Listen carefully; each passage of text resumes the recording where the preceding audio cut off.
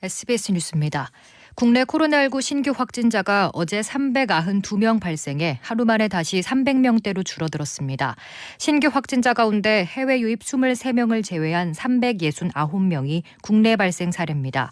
지역별로는 서울 127명, 경기 99명을 포함해 수도권에서 249명이 확진됐고 비수도권에선 부산 19명, 경남 17명 등 120명이 확진 판정을 받았습니다. 사망자는 12명이 발생해 1,349명으로 집계됐습니다. 유럽에서 코로나19 백신의 초기 공급에 차질이 생기면서 각국이 반발하고 있습니다.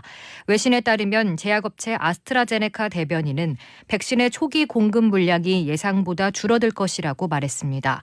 아스트라제네카는 구체적인 수치를 제시하지 않았지만 익명을 요구한 유럽연합 관계자는 1분기 공급량이 예상보다 60% 정도 줄어든 3,100만 회분일 것이라고 로이터 통신에 말했습니다.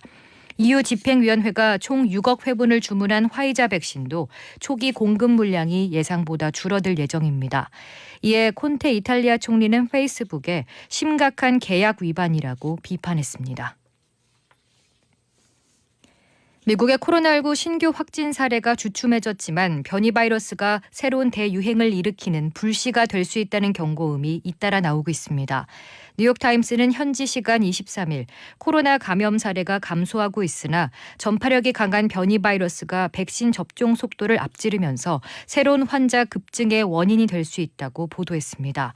워싱턴 포스트도 지난해 크리스마스와 신년 모임에 따른 최악의 코로나 확산 시나리오는 피한 것으로 보이지만 전문가들은 새로운 변이의 출현과 함께 코로나 위협이 심화할 수 있음을 경고했다고 전했습니다. 어제 오후 3시 50분쯤 경남 거제시 해상에서 침몰한 339톤급 대형어선 127 대양호의 실종선원 3명을 찾기 위한 수색 작업이 이틀째 진행 중입니다. 선박에는 한국인 9명과 인도네시아인 1명이 타고 있었는데 현재까지 7명은 구조했지만 나머지 3명은 실종 상태입니다. 해경은 수색 범위를 사고 지점 20km 반경으로 넓히고 경비정 21척을 동원해 밤샘 수색 작업을 벌였지만 현장에 파고가 높고 강풍이 불어 수색 활동에 어려움을 겪고 있습니다. 해경은 오늘 아침부터 항공기 7대를 새로 투입해 사고 현장을 수색하고 있습니다.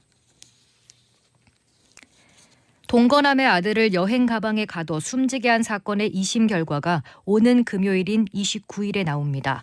대전 고등법원은 살인과 상습 아동학대, 특수상해 등 혐의로 재판에 넘겨진 41살 성모 씨에 대한 항소심 선고 공판을 29일 오전 10시에 진행한다고 밝혔습니다. 성 씨는 지난해 6월 충남 천안 자택에서 동거남의 아들을 가로 50cm, 세로 71.5cm, 폭 29cm 크기 여행용 가방에 3시간가량 감금했다가 다시 약 4시간 동안 더 작은 가방에 가둬 결국 숨지게 한 혐의를 받았습니다. 검찰은 1심에서 징역 22년을 선고받은 성 씨에 대해 무기징역을 구형한 바 있습니다.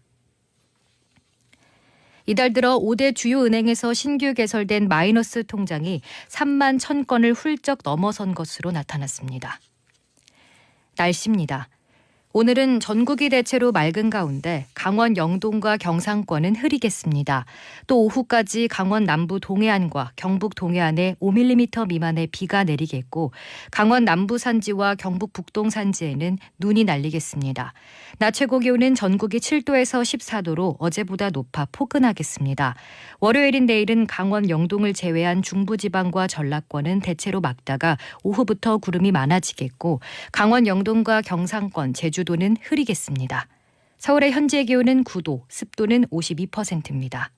주시은입니다. 뉴스를 마칩니다. SBS